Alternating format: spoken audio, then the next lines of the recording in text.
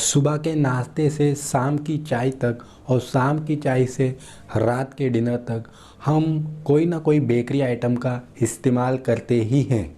चाहे शहर हो, छोटा कस्बा हो या फिर गांव हो, बेकरी बिजनेस बहुत तेज़ी के साथ बढ़ने वाले बिजनेस में शामिल है। ऐसे में ये सवाल उठता है कि अगर आप भी इस बिजनेस को कर लें और थोड़ी सी लागत लगा लें तो आप भी महीने के हज़ारों से लाखों कमा सकते हैं। वैसे तो आप इस बिजनेस के अंदर कई तरीके से पैसे कमा सकते हैं, लेकिन मेनली 3 तरीके हैं जिसके ज़रिए आप बेकरी बिजनेस को स्टार्ट कर सकते हैं। नंबर 1 है मैन्युफैक्चरिंग यूनिट डाल दें, यानी कि बेकिंग तमाम आइटम आप बनाएं और उसे रिटेलर तक पहुंचाएं, उन्हें बेचें। दूसरा तरीका है कि आप रिटेल की शॉप स्टार्ट कर दें, बेकरी कैफ़े स्टार्ट कर दें, उसके ज़रिए आप इस बिज़नेस को कर सकते हैं। और तीसरा तरीका है कि मैन्युफैक्चरिंग यूनिट के साथ साथ आप बेकरी शॉप डाल दें और दोनों को कंबाइंड करके मेकिंग से लेके सेल तक तमाम काम आप खुद करें, जिससे कि आपका प्रॉफिट बहुत ज़्यादा बढ़ जाएगा। तीनों ही तरीके से आप इस बिजनेस को कर सकते हैं, लेकिन अगर आपका बजट कम है तो आप डायरेक्ट एक शॉप डाल सकते हैं जहां पर आप मैन्युफैक्चरर के पास से आइटम लेकर रिटेल में बेच सकते हैं और अच्छे से अच्छा प्रॉफिट कमा सकते हैं। और उसके बाद जब आपका बिजनेस सेट हो जाए, धीरे धीरे बढ़ने लगे, तो बेकरी शॉप के बाद आप बेकरी कैफ़े स्टार्ट कर दें और उसके बाद मैन्युफैक्चरिंग स्टार्ट कर दें, जिससे कि आपका प्रॉफिट बहुत ज़्यादा बढ़ जाएगा और आपको लाखों से करोड़ों का फ़ायदा होगा। तो आज हम बात करने वाले हैं इस बिज़नेस को किस तरह से छोटे स्केल पर आप स्टार्ट करें और धीरे धीरे करके उसको कितना बड़ा बना सकते हैं। ये डिपेंड करता है आपकी स्किल पर और आपके पैशन पर, आपकी डेडिकेशन पर। तो चलिए देर नहीं करते हैं और इस वीडियो को शुरू करते हैं। देखिए, कोई भी बिजनेस अगर आप स्टार्ट करना चाहते हैं तो उसका प्रोसेस आपको मालूम होना चाहिए। ए से लेकर जेड तक जितने भी प्रोसेस हैं, जितने भी काम हैं, जितनी भी चीज़ें हैं, वो तमाम आपको मालूम होनी चाहिए, ताकि आपको पता चल सके कि किस तरह से आप बिज़नेस को ग्रो कर पाओगे। और इस बिज़नेस के अंदर अगर आपको डिफ़िकल्टी भी आती है तब भी आप उसमें से निकल कर अपने बिजनेस को बढ़ा पाओगे। बेकरी बिजनेस की प्रोसेस को जानने का सबसे आसान तरीका है कि आप मैन्युफैक्चरिंग यूनिट के अंदर चले जाइए। हेल्पर के तौर पर आप वहां पर 2 से 3 महीने का एक्सपीरियंस ले लें, ताकि आपको पता चल जाए कि माल सामान किस तरह से बनता है, कौन कौन सी चीज़ों का इस्तेमाल किया जाता है, कौन सी क्वालिटी होती है, आप क्वालिटी को किस तरह से बढ़ा या घटा सकते हैं, टेस्ट को किस तरह से बढ़ा सकते हैं। क्योंकि आखिर में ये फूड बिजनेस है और फूड बिजनेस की सबसे पहली रिक्वायरमेंट है कि आपका टेस्ट अच्छा होना चाहिए और दूसरी रिक्वायरमेंट है कि आपकी क्वालिटी अच्छी होनी चाहिए। मेकिंग की प्रोसेस जानने के बाद आप रिटेल शॉप में चले जाएँ बेकरी की, वहाँ पर 2-1 महीने का एक्सपीरियंस ले लें, ताकि आपको पता चल जाए कि किस तरह से माल को बेचा जाता है। ये प्रोसेस के अंदर आपको 6 महीने तक लग सकते हैं। इस दौरान आप बेकरी की तमाम प्रोसेस को जान जाओगे और समझ जाओगे। उसके बाद आपका बिजनेस करना बहुत ज़्यादा प्रॉफिटेबल हो सकता है और आप बिजनेस को सही में ग्रो कर पाओगे।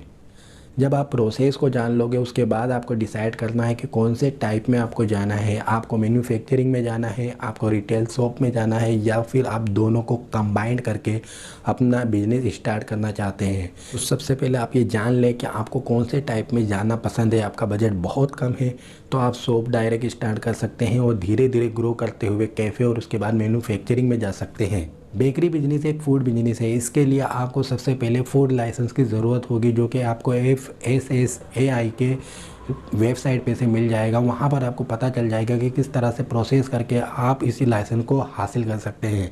साथ ही आपके शहर ज़िले के अंदर कमिश्नर के द्वारा आपको फूड लाइसेंस भी मिल जाएगा और उसके साथ ही साथ आपको फायर सेफ्टी का लाइसेंस भी आपको ज़रूरी लगेगा अगर आपने मैन्युफैक्चरिंग स्टार्ट की तो। देखिए, बेकरी बिजनेस के अंदर सबसे ज़्यादा सूटेबल जगह वो होती है जहाँ पर लोगों का आना जाना बहुत ज़्यादा हो। जिस जगह पर लोग बहुत ज़्यादा आते जाते हैं, ऐसी जगह पर अगर आप ये बिज़नेस स्टार्ट करते हैं तो बहुत तेज़ी के साथ आप ग्रो कर पाते हो। कई लोग अपने रास्ते में आने वाले बेकरी से बहुत सारा सामान खरीदते हैं और उनका यूज़ करते हैं। और इसलिए जहाँ पर ज़्यादा भीड़ जमा होती है, ज़्यादा लोग आते जाते हैं, ऐसी जगह पर दुकान लें। दुकान की साइज़ जो है वो 10 बाई 10, 10 बाई 15, 10 बाई 20 मिनिमम होनी चाहिए। दुकान चूज़ करते वक्त एक बात और ख़ास ख्याल रखें कि जब कोई इंसान आपके वहाँ आए तो गाड़ी की पार्किंग की भी थोड़ी बहुत सुविधा हो, ताकि लोग आप अपनी गाड़ी खड़ी करके आपकी दुकान तक आके अपनी चीज़ें खरीद सकें। दोस्तों, अगर आपने शॉप स्टार्ट कर ली तो आपको ऐसे लोगों की ज़रूरत पड़ेगी जो कि मैन्युफैक्चरिंग करके आपकी शॉप तक माल सामान पहुंचाएं। लेकिन बहुत से मैन्युफैक्चरर जो हैं वो अलग अलग डिफरेंट टाइप ऑफ क्वालिटी के प्रोडक्ट बनाते हैं। आपको उनमें से चूज़ करना है कि कौन सी क्वालिटी आपके लिए सबसे बेहतर है, कौन सा प्राइस आपके लिए सबसे अच्छा है। ऐसे मैन्युफैक्चरर के पास से आप टाई अप कर सकते हैं। आप अपने पैकेजिंग पन्नी, पॉलीथीन वगैरह उनको दे सकते हैं कि भाई इसी के अंदर आप हमारे जो भी प्रोडक्ट हैं वो पैक करके दीजिए, ताकि हमारी खुद की ब्रांडिंग हो सके। तो इसका फ़ायदा ये रहेगा दोस्तों कि अगर आप दूसरी जगह रिटेल पे अपना माल बेचोगे तो आपका ब्रांड प्रमोट होगा।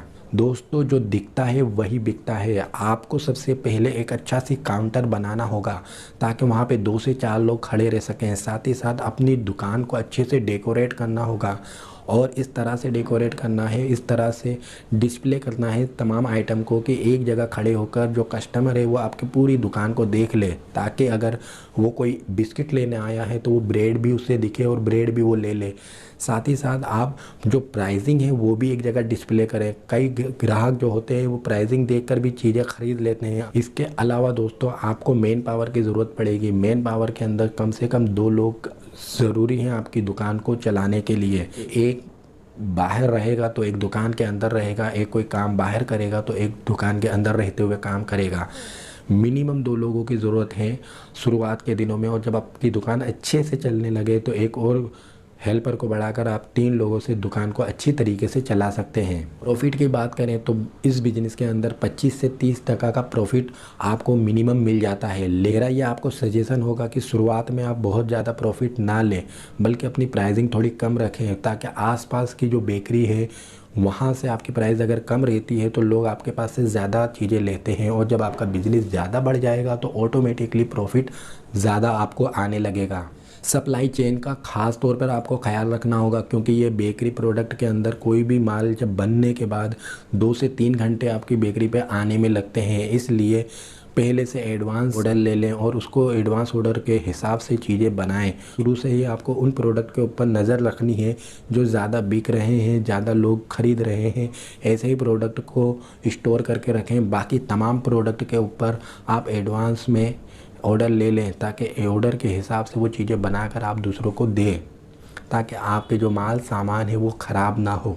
मेंटेनेंस की बात करें दोस्तों, तो अगर आपकी दुकान किराए पे है तो किराए का आपको जो मेंटेनेंस आएगा वो थोड़ी बहुत लाइट बिल आएगी, और जो इंसान को आप रखोगे हेल्पर के तौर पे उसकी सैलरी यानी 30 से 40 हज़ार रुपये का महीने का मेंटेनेंस आपको आ सकता है बेकरी बिजनेस के अंदर शुरुआती दिनों में। उसके अलावा आपको मार्केटिंग अच्छे से करनी होगी दोस्तों। आपके आसपास जितने भी लोग हैं, जितने भी शॉप हैं, जितने यहाँ पर पाव का इस्तेमाल होता है वहाँ पर आप जाकर अपना प्रमोशन कर सकते हैं। जहाँ पे ब्रेड का इस्तेमाल होता है प्रमोशन कर सकते हैं। लोगों के यहाँ पैम्पलेट भिजवा सकते हैं, बैनर छपवा सकते हैं। डिजिटल मार्केटिंग का ज़माना है तो डिजिटल मार्केटिंग के ज़रिए भी आप लोगों को अवेयर कर सकते हैं कि आपने बेकरी बिजनेस स्टार्ट किया है, बेकरी शॉप स्टार्ट की है, जिससे कि लोग आपके पास ज़्यादा से ज़्यादा आएँ और आपके कस्टमर बने। ख़ास तौर पर आपको यही बात याद रखनी है अंत में दोस्तों कि आपको तमाम प्रोसेस मालूम होना चाहिए, और जो आपकी क्वालिटी है और जो आपका टेस्ट है वो मेंटेन रहना चाहिए। अगर ये दोनों चीज़ आपको पता है तो डेफिनेटली आपका ये बिज़नेस बहुत तेज़ी के साथ ग्रो कर सकता है और आपको बहुत ज़्यादा प्रॉफिट दे सकता है।